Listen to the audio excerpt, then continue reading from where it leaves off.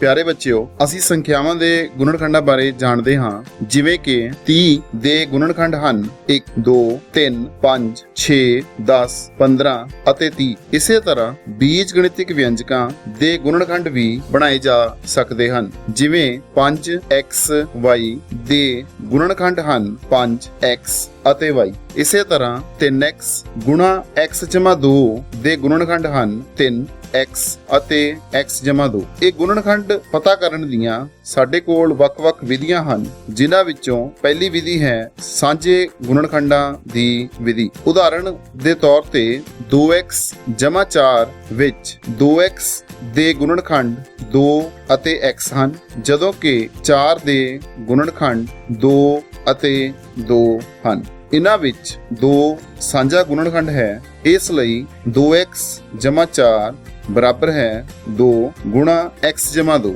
ਇੱਕ ਹੋਰ ਉਦਾਹਰਣ ਵਿੱਚ ਅਸੀਂ ਦੇਖਦੇ ਹਾਂ 5xy ਜਮਾ 10x। ਪਹਿਲੇ ਵਿਅੰਜਕ 5xy ਦੇ ਗੁਣਨਖੰਡ ਹਨ 5x ਅਤੇ y। ਦੂਜੇ ਵਿਅੰਜਕ 10x ਦੇ ਗੁਣਨਖੰਡ ਹਨ 2 5 ਅਤੇ x। ਹੁਣ ਦੋਹਾਂ ਵਿੱਚ 5 ਅਤੇ x ਸਾਂਝੇ ਗੁਣਨਖੰਡ ਹਨ, ਜਿਨ੍ਹਾਂ ਨੂੰ ਅਸੀਂ 5x ਗੁਣਾ y ਜਮਾ 2 ਲਿਖ ਸਕਦੇ ਹਾਂ। ਇਸ ਤੋਂ ਇਲਾਵਾ ਇੱਕ ਹੋਰ ਵਿਧੀ, ਜਿਸ ਦਾ ਨਾਮ ਦੁਬਾਰਾ ਸਮੂਹੀਕਰਨ ਦੁਆਰਾ ਗੁਣਨਖੰਡੀ ਕਰਨਾ ਹੈ, ਉਸ ਵਿੱਚ ਇੱਕ ਹੀ ਗੁਣਨਖੰਡ ਦਿੱਤੇ ਹੋਏ ਪਦਾਂ ਵਿੱਚ ਨਹੀਂ ਹੁੰਦਾ, ਸਗੋਂ ਇੱਕ ਤੋਂ ਵੱਧ ਗੁਣਨਖੰਡ ਹੋ ਸਕਦੇ ਹਨ, ਜਿਵੇਂ 2xy ਜਮਾ 2y ਜਮਾ 3x ਜਮਾ 3। ਵਿਅੰਜਕ ਵਿੱਚ 4 ਪਦਾਂ ਵਿੱਚ ਕੁਝ ਵੀ ਸਾਂਝਾ ਨਹੀਂ ਹੈ, ਪਰ ਪਹਿਲੇ 2 ਪਦਾਂ ਵਿੱਚ ਅਤੇ ਪਿਛਲੇ 2 ਪਦਾਂ ਵਿੱਚ ਵੱਖਰੇ ਵੱਖਰੇ ਗੁਣਨਖੰਡ ਸਾਂਝੇ ਹਨ। ਅਜਿਹੀ ਵਿਧੀ ਨੂੰ ਦੁਬਾਰਾ ਸਮੂਹੀਕਰਨ ਵਿਧੀ ਕਿਹਾ ਜਾਂਦਾ ਹੈ।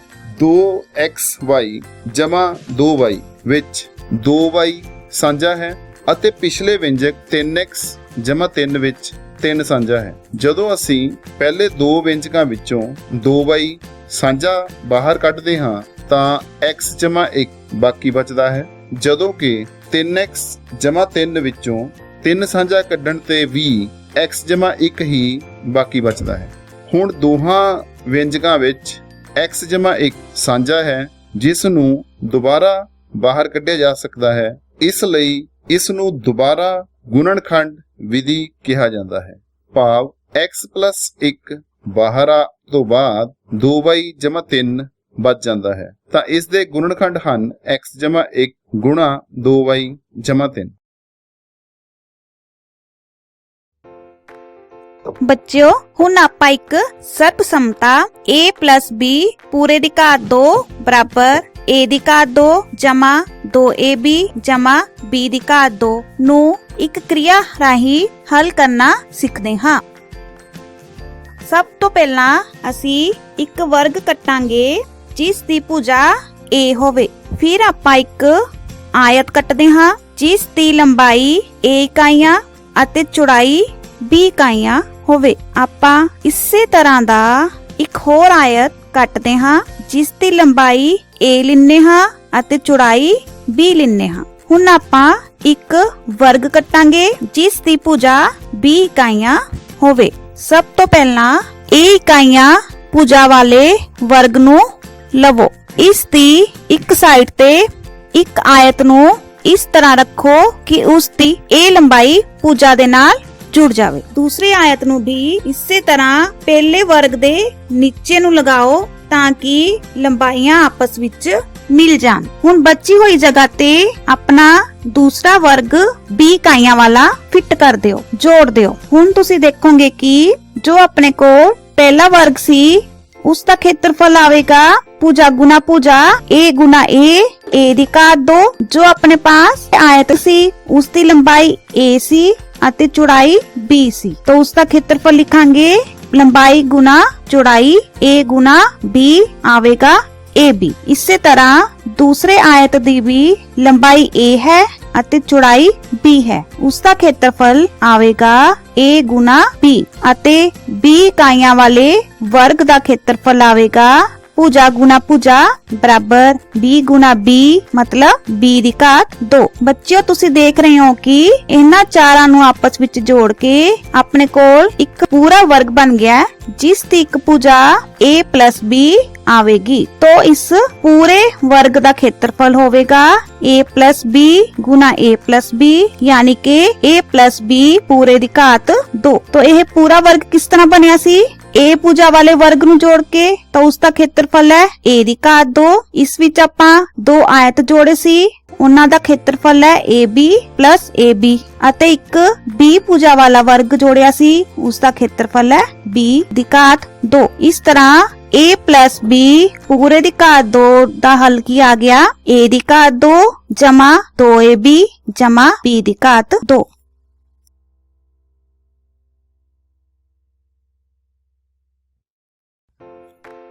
ਬੱਚਿਓ ਇੱਕ ਵਰਗ ਕੱਟੋ ਜਿਸ ਦੀ ਭੁਜਾ a ਹੋਵੇ। ਇਸ ਵਰਗ ਵਿੱਚੋਂ ਆਪਾਂ ਇੱਕ ਆਇਤ ਕੱਟਣਾ ਹੈ ਜਿਸ ਦੀ ਲੰਬਾਈ a ਅਤੇ ਚੌੜਾਈ b ਹੈ। ਚਿੱਤਰ ਵਿੱਚ ਦਿਖਾਏ ਅਨੁਸਾਰ ਤੁਸੀਂ ਇਸ ਨੂੰ ਕੱਟੋ। ਹੁਣ ਇਸੇ ਤਰ੍ਹਾਂ ਦਾ ਇੱਕ ਹੋਰ ਆਇਤ ਕੱਟਣਾ ਹੈ ਜਿਸ ਦੀ ਲੰਬਾਈ a ਅਤੇ ਚੌੜਾਈ b ਹੋਵੇ। ਹੁਣ a ਭੁਜਾ ਵਾਲੇ ਵਰਗ ਵਿੱਚੋਂ ਆਪਾਂ ਦੋ ਆਇਤ ਕੱਟ ਲਏ ਹੈ, तो बाकी अपने कोल जो बचा है उस विच लंबाई अपने कोल होगी a माइनस b, उसी तरह चौड़ाई भी a माइनस b होवेगी। ता यह एक वर्ग बन गया है जिस दी भुजा a माइनस b है। हुण वर्ग दा खेत्रफल भुजा गुना भुजा हुंदा है, ता इस वर्ग दा खेत्रफल आवेगा a माइनस b पूरे दी घात 2। बच्चों a माइनस b पूरे दी घात 2 ਇਹ ਆਪਣੇ ਕੋਲ ਕਿਵੇਂ ਬਣਿਆ ਸੀ?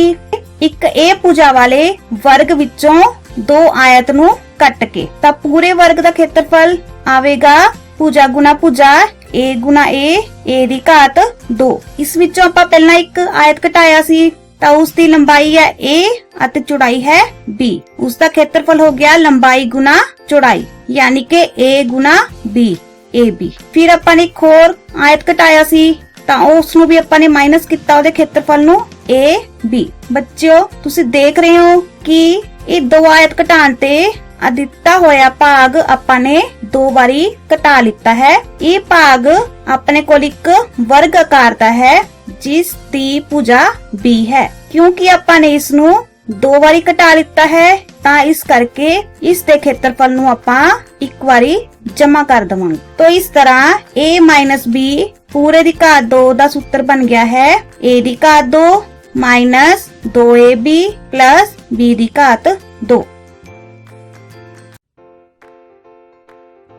ਬੱਚਿਓ ਇੱਕ a ਭੁਜਾ ਵਾਲਾ ਵਰਗ ਲਵੋ। ਇਸ ਦਾ ਖੇਤਰਫਲ ਕੀ ਹੋਵੇਗਾ? ਭੁਜਾ ਗੁਣਾ ਭੁਜਾ a ਦੀ ਘਾਤ 2। ਇਸ ਵਰਗ ਵਿੱਚੋਂ ਦਿਖਾਏ ਅਨੁਸਾਰ ਇੱਕ b ਭੁਜਾ ਵਾਲਾ ਵਰਗ ਕੱਟੋ। ਤਾਂ ਆਪਾਂ ਕਿੰਨਾ ਖੇਤਰਫਲ ਕੱਟ ਦਿੱਤਾ? b ਦੀ ਘਾਤ 2। ਬਾਕੀ ਹਿੱਸੇ ਦਾ ਖੇਤਰਫਲ ਆਵੇਗਾ a ਦੀ ਘਾਤ 2 ਵਿੱਚੋਂ b ਦੀ ਘਾਤ 2 ਕੱਟਿਆ ਤਾਂ a ਦੀ ਘਾਤ 2 ਮਾਈਨਸ b ਦੀ ਘਾਤ 2। ਹੁਣ ਦਿਖਾਏ ਅਨੁਸਾਰ ਨਿਚਲੇ ਬਚੇ ਹੋਏ ਹਿੱਸੇ ਨੂੰ ਕੱਟੋ। ਇਹ ਇੱਕ ਆਇਤ ਆਕਾਰ ਦਾ ਹੈ। ਇਸ ਦੀ ਚੌੜਾਈ b ਹੋਵੇਗੀ ਅਤੇ ਇਸ ਦੀ ਲੰਬਾਈ ਦਿਖਾਏ ਅਨੁਸਾਰ a ਮਾਈਨਸ b ਹੋਵੇਗੀ। ਇਸ ਆਇਤ ਨੂੰ 90 ਡਿਗਰੀ ਤੇ ਘੁਮਾ ਕੇ ਬਾਕੀ ਬਚੇ ਹੋਏ ਕਾਗਜ਼ ਦੇ ਨਾਲ ਲਗਾ ਦਵੋ ਤਾਂ ਕਿ ਇਹ ਇੱਕ ਹੋਰ ਆਇਤ ਬਣ ਜਾਵੇ। ਨਵੀਂ ਬਣੀ ਹੋਈ ਆਇਤ ਦੀ ਲੰਬਾਈ a plus b ਹੋਵੇਗੀ ਅਤੇ ਚੌੜਾਈ ਦਿਖਾਏ ਅਨੁਸਾਰ a minus b ਹੋਵੇਗੀ। ਤਾਂ ਬੱਚਿਓ a ਸਕੁਅਰ ਖੇਤਰਫਲ ਵਾਲੇ ਵਰਗ ਵਿੱਚੋਂ b ਸਕੁਅਰ ਖੇਤਰਫਲ ਵਾਲਾ ਵਰਗ ਕੱਟਣ ਤੇ ਬਾਕੀ ਆਪਣੇ ਕੋਲ ਬਚਿਆ ਸੀ a square minus b square. तो ਇਹਦੇ ਨਾਲ ਆਪਾਂ ਇੱਕ ਨਵਾਂ ਆਇਤ ਬਣਾਇਆ, ਉਸ ਦਾ ਖੇਤਰਫਲ ਹੋ ਗਿਆ a plus b ਅਤੇ a minus b। ਇਸ ਤਰ੍ਹਾਂ a square minus b square ਬਰਾਬਰ ਹੋਵੇਗਾ ਬ੍ਰੈਕਟ 'ਚ a plus b ਅਤੇ ਦੂਸਰੀ ਬ੍ਰੈਕਟ 'ਚ a minus b।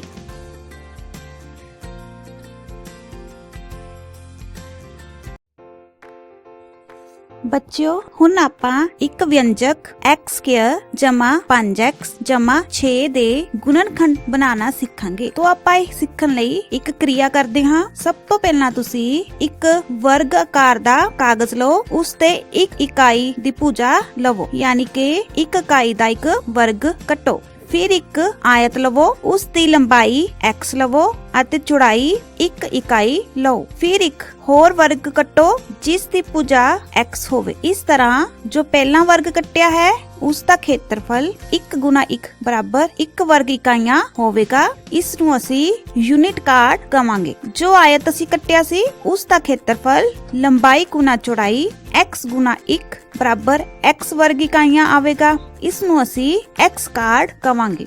ਜਿਸ ਵਰਗ ਦੀ ਭੁਜਾ x ਸੀ ਉਸ ਦਾ ਖੇਤਰਫਲ ਭੁਜਾ ਗੁਣਾ ਭੁਜਾ ਬਰਾਬਰ x ਗੁਣਾ x ਬਰਾਬਰ x ਸਕੁਅਰ ਹੈ।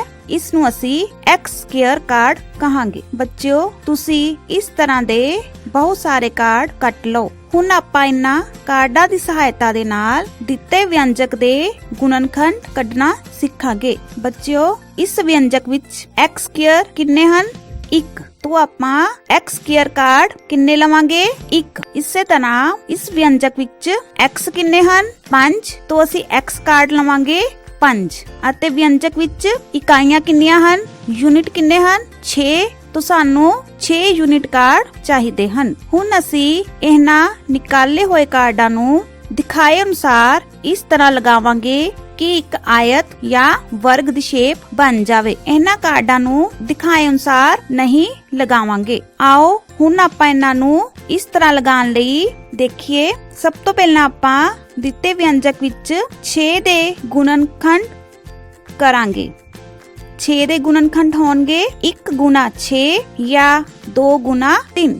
1 ਜਮਾ 6 ਦਾ ਜੋੜ ਆਵੇਗਾ 7 ਅਤੇ 2 ਜਮਾ 3 ਦਾ ਜੋੜ ਆਵੇਗਾ 5। ਸਾਨੂੰ ਇਸ ਵਿਅੰਜਕ ਨੂੰ ਹੱਲ ਕਰਨ ਲਈ ਇਹਨਾਂ ਦਾ ਜੋੜ 5 ਚਾਹੀਦਾ ਹੈ। ਤੋਂ ਅਸੀਂ 2 ਗੁਣਾ 3 ਲੈ ਕੇ ਸਵਾਲ ਨੂੰ ਹੱਲ ਕਰਾਂਗੇ। ਤੋਂ ਅਸੀਂ 3 ਕਾਰਡ ਅਤੇ 2 ਕਾਰਡ x ਵਾਲੇ ਕਾਰਡ 3 ਅਤੇ 2 ਲੈ ਕੇ ਹੱਲ ਕਰਾਂਗੇ। ਹੁਣ ਆਪਾਂ ਇਹਨਾਂ ਨੂੰ ਦਿਖਾਏ ਅਨੁਸਾਰ ਸੈੱਟ ਕਰਦੇ ਹਾਂ। ਇਸ ਨੂੰ ਇਸ ਤਰ੍ਹਾਂ ਲਗਾ ਕੇ ਇੱਕ ਆਇਤ ਬਣਾ ਲੈਨੇ ਹਾਂ। ਹੁਣ ਦੇਖੋ ਇਹ ਆਇਤ ਪੂਰੀ ਹੋ ਗਈ ਹੈ। ਤਾਂ ਇਸ ਵਿੱਚ ਲੰਬਾਈ ਕਿੰਨੀ ਹੋਵੇਗੀ? ਇਸ ਵਿੱਚ x ਦੇ ਕਾਰਡ 1 ਹੈ ਅਤੇ 3 ਯੂਨਿਟ ਯਾਨੀ ਕਿ 3 ਹੈ। ਤਾਂ ਇਸ ਨੂੰ ਆਪਾਂ ਲਿਖਾਂਗੇ x ਜਮਾ 3। ਅਤੇ ਇਸੇ ਤਰ੍ਹਾਂ ਇਸ ਦੀ ਚੌੜਾਈ ਵਿੱਚ x ਦਾ ਕਾਰਡ 1 ਹੈ ਅਤੇ ਯੂਨਿਟ ਕਾਰਡ 2 ਹੈ। ਤਾਂ ਇਸ ਦਾ ਜੋੜ ਹੋਵੇਗਾ x ਜਮਾ 2। ਇਸ ਤਰ੍ਹਾਂ ਇਸ ਵਿਅੰਜਕ ਦਾ ਹੱਲ ਹੋਵੇਗਾ x ਜਮਾ 3 ਅਤੇ x ਜਮਾ 2। ਬੱਚਿਓ ਇਹ ਇੱਕ ਆਇਤ ਬਣ ਗਿਆ ਸੀ। ਆਇਤ ਦੀ ਲੰਬਾਈ ਆ ਗਈ ਸੀ x ਜਮਾ 3 ਅਤੇ ਆਇਤ ਦੀ ਚੌੜਾਈ ਆ ਗਈ ਸੀ x ਜਮਾ 2। ਤਾਂ ਆਇਤ ਦਾ ਖੇਤਰਫਲ ਹੋ ਗਿਆ ਲੰਬਾਈ ਗੁਣਾ ਚੌੜਾਈ। तो व्यंजक x स्क्वायर जमा 5x जमा 6 ਦਾ ਹੱਲ ਆਵੇਗਾ ਬ੍ਰੈਕਟ x ਜਮਾ 3 ਬ੍ਰੈਕਟ x ਜਮਾ 2।